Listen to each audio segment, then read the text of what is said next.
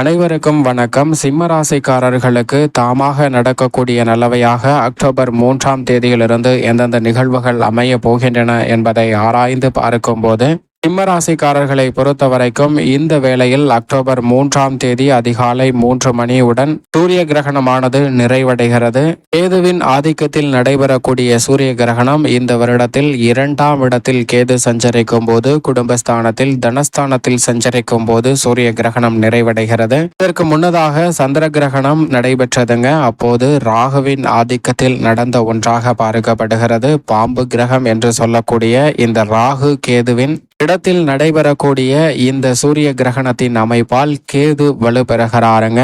பாம்புவின் தலைப்பகுதியாக உள்ள ராகுவும் உடல் பகுதியாக உள்ள கேதுவும் இணைந்து மிக பெரிய அளவிலான அற்புதமான மாற்றங்களை சூரிய கிரகணம் நிறைவடைந்ததற்கு பிறகு ஏற்படுத்தி கொடுக்க போகின்றனர். ஏனென்றால் இன்னும் சில மாதங்களில் ராகு கேது பயிற்சியானது நடைபெற போகிறது. அதற்கு முன்னதாக பல நல்ல மாறுதல்களை நிச்சயமாக ராகு கேதுவின் அமைப்பால் சந்திப்பதற்கான யோகம் உண்டு என்பதை திட்டவட்டமாக உறுதிப்படுத்துகிறார். அதிலும் குறிப்பாக கேது தனஸ்தானம் குடும்பஸ்தானத்தில் இருப்பதால் பல்வேறு வகையான வாக்குவாதங்கள் பிரச்சனைகளால் சந்தித்து வந்த சிரமங்கள் இந்த தருணத்தில் விலகி தாமாக நடக்கக்கூடிய நல்லவையாக பல நிகழ்வுகள் மாறுவதற்கான யோகம் இந்த தருணத்தில் உண்டு. ஏனென்றால் மிக விரைவில் குரு வக்ரகதியில் திரும்ப போகிறார், சனி வக்ர நிவர்த்தி பெற போகிறார். இந்த இரண்டும் அற்புதமான அமைப்பாக நிச்சயமாக சிம்மராசிக்காரர்களுக்கு அமைவதற்கான சூழல் உண்டு. எனவே இந்த வேளையில் தாமாக பாம்பு கிரகங்கள் என்று சொல்லக்கூடிய ராகு மற்றும் கேதுவின் அமைப்பால் பல நல்ல நிகழ்வுகள் நடைபெறுவதற்கான சாத்தியக்கூறுகள் உண்டு. அதில் முதன்மையாக உங்களுக்கு முடியாது என்று மறுக்கப்பட்ட பல விஷயங்கள் உங்களை தேடி வருங்க.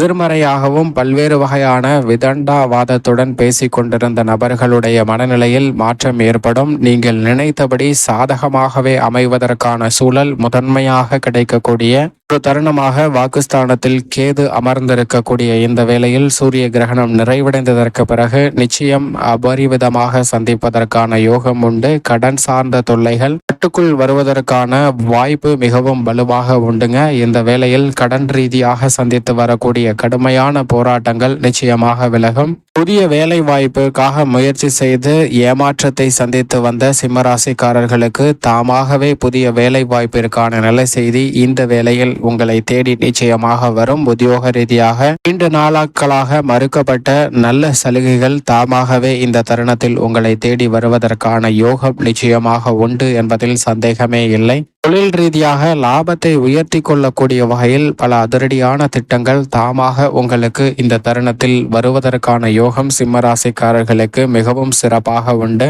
கலைத்துறையின் நாயகனாக இருக்கக்கூடிய சுக்கிரன் ஆட்சி பலம் பெற்று மிகவும் வலுவாக தைரியஸ்தானத்தில் வீற்றிருக்கிறார். இந்த வாரத்திற்கு பிறகு அவர் சுகஸ்தானத்தில் நுழைய இருக்கிறார். எனவே இந்த வேளையில் எந்த காரியத்தை கையில் எடுத்தாலும் உங்களுடைய திறமையை வெளிப்படுத்தக்கூடிய வகையிலும் உங்களது திறமைக்கு அங்கீகாரம் கிடைக்கக்கூடிய வகையிலும் பல நல்ல வாய்ப்புகள் விரைவாக தேடி வருவதற்கான யோகம் உண்டு. சிக்கல்கள் விலகும். மிக பெரிய அளவில் கணவன் மனைவிக்கிடையே இருக்கக்கூடிய கருத்து மோதல்கள் விலகுங்க. பிரிந்து சென்ற கணவன் மனைவிகள் கூட இந்த வேளையில் மீண்டும் இணைவதற்கான யோகம் மிக வலுவாக உண்டு. உடல்நல ஆரோக்கிய தொல்லைகள் பெரிய அளவில் கட்டுக்குள் வருவதற்கான யோகம் வலுவாக கிடைக்கிறது. பெரும்பாலும் திருமண தடைகள் போன்றவற்றை அதிகமாக சந்திக்கும் போதுதான் நாம் ஜாதகத்தையே எடுக்கிறோம். அதில் தோஷம் இருக்கிறதா என்று பார்க்கிறோம். அதில் மிக முக்கியமாக சர்பதோஷம் மற்றும் சப்தம தோஷம் என்று சொல்லக்கூடிய ராகு கேது அமைப்பால் திருமணத்தில் ஏற்படக்கூடிய தடைகளை விளக்கக்கூடிய ஒரு அற்புதமான தருணமாகவும் பார்க்கப்படுகிறது இந்த வேளை. எனவே சரியாக பயன்படுத்திக் கொள்ளுங்கள். தாமாகவே பல நல்ல வாய்ப்புகள் சிம்மராசிக்காரர்களுக்கு நிச்சயமாக கிடைக்கும். ஏனென்றால் ராசியின் அதிபதியான சூரியனும் தனஸ்தானத்தில் இருக்கிறார். மிக விரைவில் அவர் தைரியஸ்தானத்திற்குள் நுழைய இருக்கிறாருங்க. அங்கு நீச்சம் பெற்றாலும் கூட சில அதிரடியான மாறுதல்களை வலுவாக ஏற்படுத்தி கொடுக்க போகிறார். உதாரணமாக ஒரு மாமியார் மருமகள் இருக்கின்றனர். அவர்களுக்குள் பெரிய அளவுல சண்டை உச்சரவுமாக தான் இருக்கிறது. அந்த மாமியாரின் கொடுமையை பொறுக்க முடியாத மருமகள் தன் தந்தையிடம் சென்று மாமியாரை எப்படியாவது தீர்த்து கட்ட வேண்டும், அதற்கு உதவி செய்யுங்கள் என்று கேட்கிறார். அதை கேட்ட தந்தையோ நான் உதவுகிறேன் என்று சொல்லி ஒரு மருந்து ஒன்றை கொடுக்கிறாருங்க. இது ஸ்லோவாக தான் வேலை செய்யும். 5-6 மாதங்கள் ஆகும். 5-6 மாதங்களில் அவர் இயற்கையாகவே இறந்தது போல் இறந்து விடுவார். எனவே இந்த மருந்தை பயன்படுத்திக் கொள் என்று கொடுக்கிறாருங்க. அது மட்டுமல்லாது உன் மீது சந்தேகம் வரக்கூடாது. எனவே உன் மாமியாரிடம் அன்பாக இருப்பது போல் இந்த சில மாதங்கள் நடி என்று சொல்லி அனுப்பி விடுகிறாருங்க. அதன்படி மாமியார் மீது அன்பு காட்டுவது போல் நடிக்கிறாள் அந்த மருமகள் நடிக்கிறாள் என்று தெரியாத மாமியாருக்கு மருமகளின் அன்பை உணர்ந்து கொண்டு அவர் காட்டியதை விட 2 மடங்கு அதிகமாக மருமகள் மீது அன்பாக செலுத்துகிறாருங்க. இது சில நாட்களுக்குள்ளே நடந்து விடுகிறது. 1 மாதம் நிறைவடைவதற்குள் மாமியார் மருமகள் 2 பேருமே நண்பர்களாக மாறிவிடுகின்றனர்.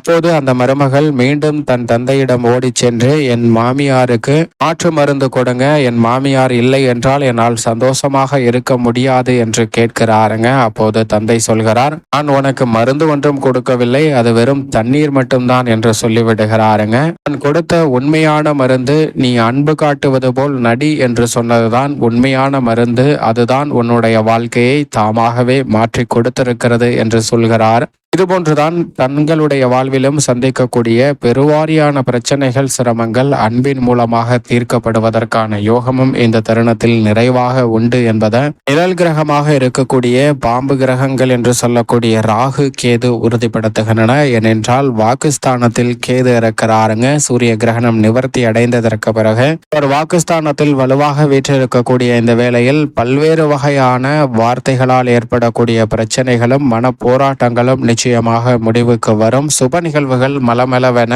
விரைவாக நடைபெறுவதற்கான யோகம் உண்டு. ஏனென்றால் மங்களக்காரகரான செவ்வாய் லாபத்தில் வலுவாக வீற்றிருக்கிறார். செவ்வாய் லாபத்தில் இருப்பதால் புதிய நிலம், வீடு, வீட்டுமனை, வாகனம் வாங்குவதற்கான அமோகமான வாய்ப்புகளும் இந்த தருணத்தில் தாமாகவே உங்களை தேடி வருவதற்கான முதன்மையான யோகம் நிறைந்த ஒரு தருணமாக பார்க்கப்படுகிறது. அதோடு மட்டுமல்லாது வித்யா கரகரான புதன் ஆட்சி பலமும் உச்சமும் பெற்றிருக்கிறார். கல்வியில் நல்ல முன்னேற்றம் உண்டு. நுணுக்கமாக சிந்தித்து செயலாற்றுவதற்கான வாய்ப்பு வலுவாக கிடைக்கிறது. மிக விரைவில் அவர் 6ஆம் தேதி முதல் 3ஆம் இடமாகிய தைரியஸ்தானத்திற்குள் நுழைகிறார். சுக்கிரனுடன் இணைந்து புத சுக்கிர யோகத்தை வலுவாக பெற்று தருவதால் பல்வேறு வகையில திறமை இல்லை, வாய்ப்பு கிடைக்கவில்லை என்று மன ஆதங்கத்தில் இருந்த உங்களுக்கு மிக பெரிய அளவிலான மாற்றங்கள் நிச்சயமாக தாமாகவே உங்களை தேடி வருவதற்கான சூழல் உண்டு என்பதை திட்டவட்டமாக உறுதிப்படுத்துகின்றன.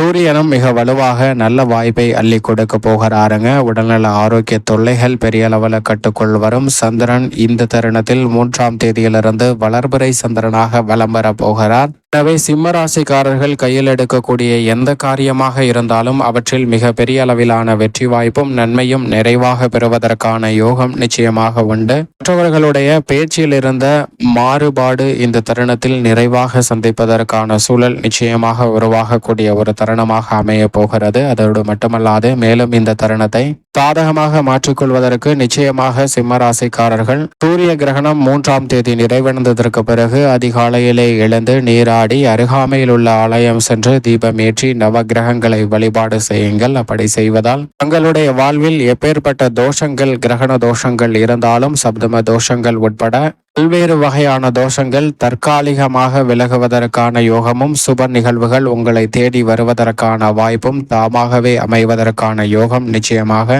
சிம்மராசிக்காரர்களுக்கு உண்டு என்பதில் சந்தேகமே இல்லை. இந்த எளிய பரிகாரத்தினால் மிக பெரிய அளவிலான நன்மைகள் நிச்சயமாக உங்களை தேடி வரும்.